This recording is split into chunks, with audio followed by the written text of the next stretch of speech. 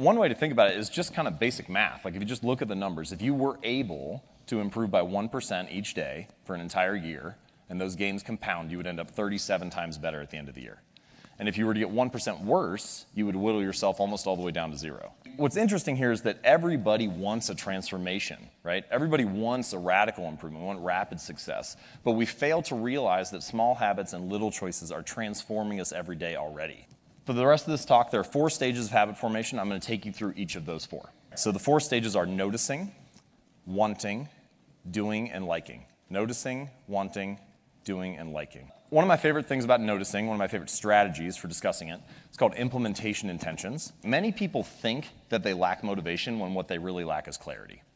They think that they need to get more motivated, that they need willpower in order to execute on a habit. If I just felt like writing, if I just felt like meditating, if I felt like working out, then I would do it. But in fact, they don't have a plan for it, and so they wake up each day thinking, I wonder if I'll feel motivated to write today. I wonder if I'll feel motivated to work out today. But instead, you can take the decision-making out of it by explicitly stating when, where, and how you want to implement the habit. It sounds easy to say, let's just start a plan, let's write down exactly what you should do, and then maybe you'll follow through on it. But of course, we all know that there are challenges that arise. It's not quite that easy. So here's a little strategy that I like to use to make sure you can come up with a better plan of action, and it's called a failure pre-mortem. So the way that it works is you think about the habit, the project, the goal, whatever the most important thing is that you want to work on. And then I want you to imagine, fast forward 6 months from now, and you failed. And then tell the story of why you failed. What happened? What challenges did you encounter? What was it that took you off course? Once you have all that stuff laid out on the table in front of you, you can start to make better choices about how to develop a plan. You can start to have if-then plans. So not only do I want to exercise for 20 minutes on Monday at 5 p.m., but also if I do not exercise because I have to take my kid to practice or whatever, then Tuesday morning at 7 a.m. I will go in, right? You can have ways to adjust for these challenges. Stage 2, wanting. One of the most overlooked drivers of habits and human behavior is our physical environment. And this is an interesting insight about our desires. Your environment often influences them. We want things simply because they are an option, right? Simply because they are in front of us at the time. Thankfully, you don't have to be the victim of your environment. You can also be the architect of it. You can decide to design something to make your good behaviors easier and your bad behaviors harder.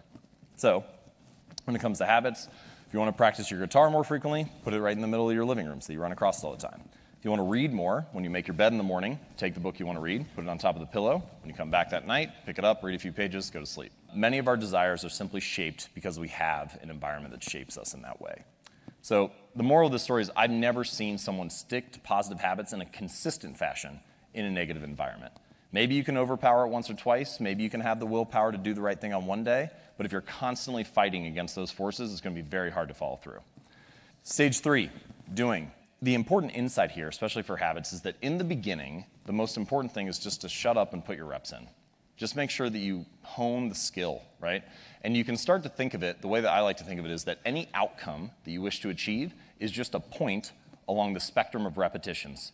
So if you have few reps to more reps, and you can imagine an easy goal, a moderate goal, a hard goal, the more reps that you put in, the more likely you are to achieve that goal. Now, what I like to say is you should optimize for the starting line, not the finish line. Right? So often when we think about habits, goals, routines, achievements, it's all about the milestone. We think about how much weight we want to lose, how much money we want to earn, how many subscribers we want to have. It's all fixed on the finish line. But instead, if you can optimize for the starting line and make it as easy as possible to get started and get your reps in, often the outcomes just come as a natural result. Okay, stage 4, liking. The only reason that we repeat behaviors is because we enjoy them, because we like the reward. If we don't enjoy the experience along the way, we're unlikely to stick with it. And that means that you need to figure out ways to bring a reward into the present moment because good habits have a problem. And that problem is that for good habits, the immediate consequence is there. There's a cost that happens in the moment, but the reward is often delayed. So you need to figure out how to bring the reward into the present moment to stick to a good habit. And someone else who's going to be speaking here, Seth Godin, had a very nice little quote about this where he said, the best way to change long-term behavior is with short-term feedback. And one way to think about that is that long-term behaviors, sticking with writing for years on end or going to the gym and so on, they have those delayed consequences. So you need a way to enjoy it in the moment. So here's what I think you should do. Get a wall calendar where you can see every day of the year mapped out on it. And then any day that you do your task of writing jokes for 15 minutes, I want you to just put an X on that day. And you'll have a couple false starts here and there, but at some point you're going to get a little bit of a chain going, right? You get 4, 5, 6, 7, 8 days in a row. And at that point, your only goal becomes to don't break the chain. Doesn't matter how good or how bad the jokes are, doesn't matter if it makes it into your material, just don't break the chain. What's interesting about this is that by measuring your progress, you get an immediate reward in the moment, right? The reward of like having a great stand-up routine 40 days from now or 40 weeks from now or whatever, is not, it's so delayed that you need something in the moment that makes you feel good. So if you do those 15 minutes, you can cross that off. That's a way to get an immediate hit, a little bit of a reward by tracking it. We often fear that in order to achieve something new, to become someone new, we have to abandon everything that we are. But in fact, that's not how it works. Change can happen plank by plank, board by board, habit by habit.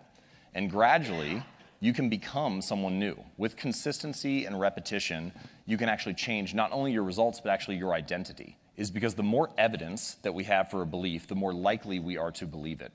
So if you go to church every Sunday for 20 years, you believe that you are religious. If you study Spanish every Thursday night for 20 minutes, you believe that you are studious. The actions that you take provide evidence for who you are. And it's not that habits matter more necessarily on an individual basis. Each moment in life matters. But what ends up happening is that over the broad span of time, things that you do once or twice fade away, and things that you do time after time, day after day, week after week, accumulate the bulk of the evidence for what you believe about yourself. And so every action that you take is actually a vote for the type of person that you want to become. If you want to become someone new, then you can take a new action and begin to accumulate evidence for that identity, for that belief about yourself. And that the more votes that you cast, the more likely you are to win the election. You don't need to be unanimous. You don't have to be perfect all the time. You just need to have the body of work. So true change is actually not behavior change, it's not results change, it's not process change, it's identity change. The goal is not to read a book, it's to become a reader. The goal is not to write a book or write an article, it's to become a writer. The goal is not to run a marathon, it's to become a runner, to become a type of person, to develop an identity. And the way to being something or becoming someone is through doing something. So every time you sit down to write, every time you practice that habit, you are being a writer. Every time you play a sport, you're being an athlete. Every time you practice painting or music or whatever, you are being an artist. And habits are not only the method through which we achieve external measures of success, like losing weight or earning more money or meditating and reducing stress. They are also the path through which we achieve internal change and actually become someone new. They're the path through which we forge the identity that we have, the deepest beliefs we have about ourselves, our sense of self. And so if you can change your habits, you can change your life. Thank you.